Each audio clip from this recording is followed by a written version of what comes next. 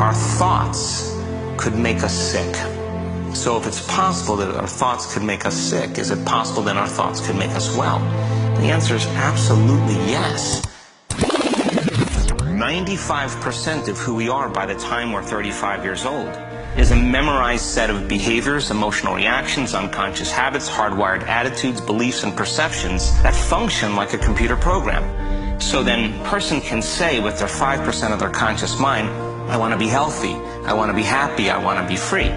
But the body's on a whole different program. So then how do you begin to make those changes? Well, you have to get beyond the analytical mind, because what separates the conscious mind from the subconscious mind is the analytical mind. And that's where meditation comes in, because you can teach people through practice how to change their brainwaves, slow them down.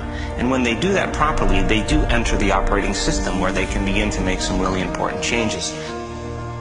Most people then wait for crisis or trauma or disease or diagnosis. They wait for loss, some tragedy to make up their mind to change. And my message is, why wait? And you can learn and change in a state of pain and suffering, or you can learn and change in a state of joy and inspiration. And I think right now, the cool thing is that people are waking up. And then I think the hardest part is to teach our body emotionally what the future will feel like ahead of the actual experience. So what does that mean? You can't wait for your success to feel empowered. You can't wait for your wealth to feel abundant. You can't wait for your new relationship to feel love, or your healing to feel whole. I mean, that's the old model of reality, of cause and effect, waiting for something outside of us to change how we feel inside of us. And when we feel better inside of us, we pay attention to whoever or whatever caused it. But what that means then is that most people spend their whole life living in lack, waiting for something to change out there.